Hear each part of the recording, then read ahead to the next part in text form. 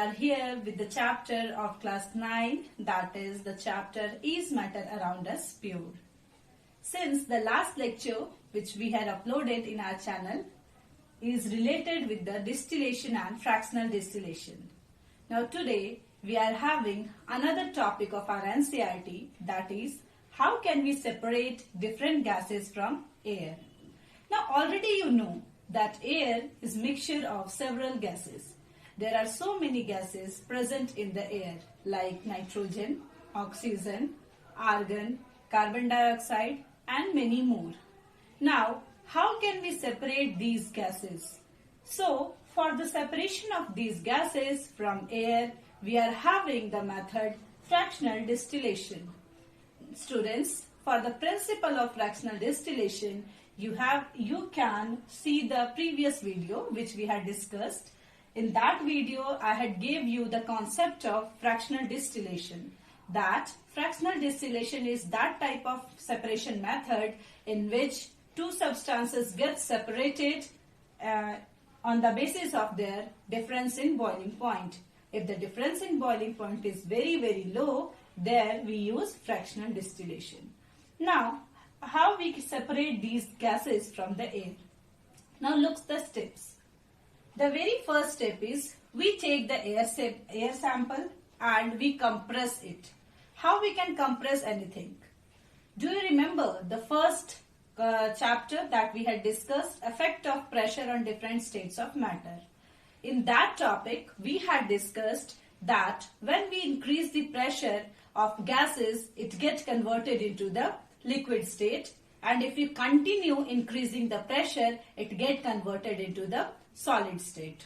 So students, air is gas. Already you know. So when we compress air, when we pressurized air, when we increase the pressure of air, then we have to do one more step, that is cool it by decreasing temperature. So first we have to compress the air by increasing pressure. Second, we have to cool it by decreasing temperature. So in the first step, we have to increase pressure or decrease temperature. By doing this, we get the liquid air. So when we increase the pressure of gaseous state, it gets converted to the liquid state. That's why the air gets converted into the liquid air. Here you can see one more term in this step. This is dry ice. If we compress it more, then this liquid gets converted into the solid. So some part of this liquid gets converted into the solid. And what is this part? This is actually the CO2 gas present in the air. So this CO2 gas, after compressing, it converted into the dry ice. That is solid CO2. Students, do remember this can be asked as MCQ in your exam, that what is solid CO2.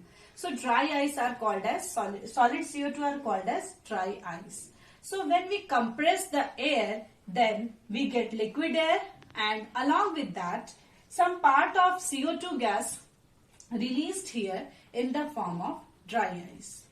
Now the second step is this: when we get the liquid air, what we do, we subject this liquid air to fractional distillation. Since we know fractional distillation is only carried out when the substance is in liquid state, that's why we compress our gas to make it liquid. Now when it becomes liquid, it undergoes fractional distillation, and we put the liquid air in fractional distillation column and perform the experiment. Then what will happen? The gases get separated according to their boiling points. Already we discussed that fractional distillation is that method in which the substances gets separated out on the basis of their boiling point. So the very first gas which we obtain is nitrogen. Since its boiling point is minus 196 degrees Celsius. So it has the lowest boiling point. That's why we get nitrogen first. After this, the second gas which we get during our fractional distillation is argon, having boiling point minus 186 degrees Celsius. And at last we get oxygen having boiling point minus 183 degrees Celsius. And by this method, we can separate the different gases present in the air. So students, do remember there are two steps involved in the separation of different gases from air. Very first is by compressing the air to change it in liquid state. For that step, we have to increase pressure or decrease temperature. So by increasing pressure or by decreasing temperature, we can get the liquid air. Now, this liquid air is subjected to fractional distillation, and after fractional distillation, we get the different types of gases on the basis of their boiling point. So this is the concept. सबसे पहले आपको करना क्या है? सबसे पहले हमने air को कंप्रेस किया, because fractional distillation technique use करने के लिए हमें सब्सटेंस लिक्विड स्टेट में चाहिए. सिंस हमारे पास एयर गैसियस स्टेट में होता है, तो हमारा फर्स्ट टास्क होगा टू मेक इट लिक्विड. उसको लिक्विड बनाने के लिए हम क्या करेंगे? प्रेशर को बढ़ा देंगे, टेम्परेचर को घटा देंगे. तो व्हेन वी इंक्रीज प्रेशर और decrease temperature, definitely the gases become converted into the liquid state. अब हमारे पास लिक्विड एयर मिल गया, एंड मीनवाइल एक और चीज हो जाएगा कि हमें यहाँ पे ड्राई आइस भी मिल जाएगा. ये ड्राई आइस क्या है? Dry ice is actually solid CO2. So solid CO2 हमारे पास ये ड्राई आइस है. तो फर्स्ट स्टेप करने के बाद हमारा CO2 पहले ही स्टेप में रिमूव हो गया, यानी CO2 हमें पहले ही मिल गया. यहाँ जो हमने डिफरेंट गैसेस लिया है, तो एयर का एक कॉम्पोनेंट हमको एक चैम्बर में ऑलरेडी मिल गया in the form of solid. Now ये जो लिक्विड एयर हमारे पास आया, उसका हम क्या करेंगे? फ्रैक्शनल डिस्टिलेशन करवा देंगे. अब प्रीवियस लेक्चर में आपने देखा है कि फ्रैक्शनल डिस्टिलेशन कैसे होता है. फ्रैक्शनल डिस्टिलेशन में हम फ्रैक्शनेटिंग कॉलम और डिस्टिलेशन apparatus यूज करते हैं, and on the basis of boiling points सारी चीजें सेपरेट हो जाती हैं. तो यहाँ पे हमें सबसे पहले नाइट्रोजन मिल जाएगा जब हम फ्रैक्शनल डिस्टिलेशन कराएंगे इस लिक्विड एयर का. तो और ये जो नाइट्रोजन है, चूंकि इसकी बॉइलिंग पॉइंट सबसे कम होती है, तो इसीलिए ये हमें सबसे पहले मिल जाएगा. देन वी गेट और आर्गन, फिर हमें मिलेगा ऑक्सीजन. सो यहाँ दो स्टेप्स इन्वॉल्व हो रहा है. पहला हो रहा है कि गैस को यानी एयर को किस तरीके से आप लिक्विड एयर में कन्वर्ट कर रहे हो. इसके लिए आप क्या करेंगे? प्रेशर बढ़ाएंगे, टेम्परेचर घटाएंगे.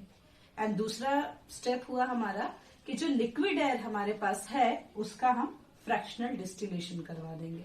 उससे हमें सारा गैसेस डिफरेंट डिफरेंट स्टेजेस पे, डिफरेंट टेम्परेचर्स पे मिल जाएंगे. तो this is actually the steps involve during the process of separation of different gases from the air.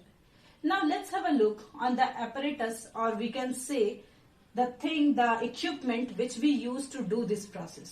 Let's have a look. Now let's have a look on the apparatus which we use to separate different gases from the air. You can see here, from this filter we pass the air. So very first step is to pass the air through this filter. Now this is a chamber where air is pressurized. So this chamber apply high pressure to compress the air. So what will happen? As air move inside this chamber, it become pressurized and it become hot. So we get the hot air. This hot air passes to the next chamber. Now this chamber contains a condenser in which cold water, freezing cold water is going, and from here there it is the outlet of water. So this condenser help in cooling the air. So students, in the first step what we had done earlier, first we increase the pressure and second we decrease the temperature. So in the first chamber we increase the pressure, and in this separator, in this condenser chamber, we just decrease the temperature. So this is from here to here, it is the first step which we had discussed just before. Now this cold compressed air moved to the another chamber. It is the separator. From this separator, the dry ice here, dry ice will be separated out. Means the solid CO2 is separated out. Now the first component of air is separated. Now the liquid air moves to the expansion jet. This expansion jet increases the speed of the liquid air. Then it moves to fractional distillation column. And in this fractional distillation column, nitrogen separates out first, then argon, then at last we get the liquid oxygen. So this is actually the complete apparatus of showing how we get different gases from air. सबसे पहले क्या होता है कि air को हम इस chamber में पास करते हैं. इस चैम्बर में एयर को प्रेशराइज्ड किया जाता है, वहां पे प्रेशर को इंक्रीज किया जाता है. जैसे ही प्रेशर इंक्रीज करेगा ये हॉट एयर में कन्वर्ट हो जाएगा और ये हॉट एयर दूसरे चैम्बर में जाएगा. अब हमने एयर को लिक्विड एयर में कन्वर्ट करने के लिए 2 स्टेप पढ़ा था. First increase pressure, second decrease temperature. जो हमारा सेकंड स्टेप है डिक्रीज टेम्परेचर, इसके लिए हम इसको इस वाले चैम्बर में सेंड करेंगे.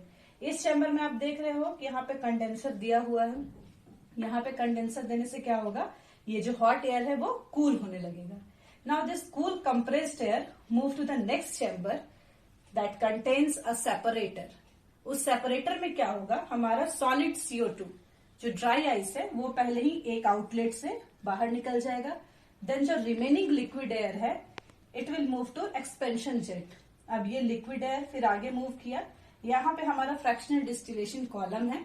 सो ये लिक्विड एयर फिर फ्रैक्शनल डिस्टिलेशन के प्रोसेस के थ्रू सेपरेट हो जाएगा on the basis of boiling point. So nitrogen सबसे पहले सेपरेट मिलेगा, then argon, then oxygen. So this is the complete picture. You can see this picture in your NCERT also. So this is the complete method or complete diagram to show how we separate different gases from air. Now students, after this separation method, we are having one more separation technique, that is how we get pure copper sulfate from the impure. So let's have a look on the next separation technique. Now let's have a look on the second topic of our chapter, that is how we obtain pure copper sulfate from its impure sample. So for getting the pure component of any substances from its impure component, we can apply the crystallization technique. How can we define this crystallization technique? So the definition of crystallization is the process by which we can get the pure crystal from its impure sample is called as crystallization. Now the crystals are the purest form of any substance. So when we get the crystals, it means we get the purest thing of that substance. Now let's have a look that how can we perform this experiment. So for performing this experiment, here are the steps. The first step is we have to take some amount of copper sulfate, say 5 gram, and dissolve it in minimum quantity of water. Students, here the notable point is we have to add minimum amount of water so that it dissolves completely and we are not having any extra water, so that we need extra time to evaporate it. So take a little amount of water to dissolve that much of copper sulfate. Now the solution that is prepared is filtered out. So what will happen? All the insoluble and suspended impurities removed out in the filter paper. So we get all the residues, all the impurities on the filter paper, we throw that. Then we are having the mother liquor. Students, do remember, when we filter something, the thing which we get in the liquid state in the beaker, that is the mother liquor, and the residue, the impurities which we find on the filter paper are the filtrate. Now the third is this mother liquor, that is the filtrate, is evaporated in a china dish. Already you have seen the china dish in your laboratory. So you take that filtrate in the china dish and you start heating it. So when we heat it to evaporate all extra water, then what will happen? We get the saturated solution.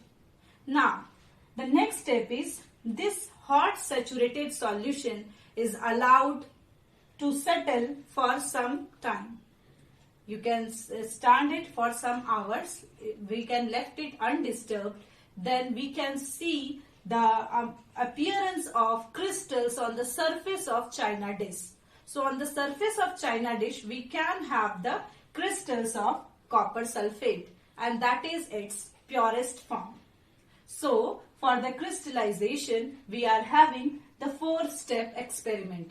First, we have to take the sample. We have to dissolve it in minimum amount of water. Then we have to filter it. The residue, we have to throw the residue. Then we get the filtrate. That filtrate is taken in the china dish and allowed to heat to evaporate the extra water and make it saturated solution. Now that saturated solution is allowed to settle down. It is left undisturbed so that it gets its crystals, and all the crystals which are formed we get on the surface of the china dish. So by this method, by the crystallization technique, we can obtain the pure copper sulfate from its impure sample.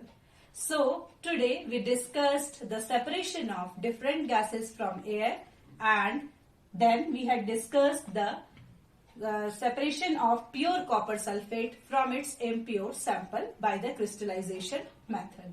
So in this lecture we had discussed 2 separation techniques. So if you are having any doubt, any query regarding these topics, you can ask in the comment box. And in the next lecture, we'll continue with the last topic of our chapter, that is purification of water. Thank you.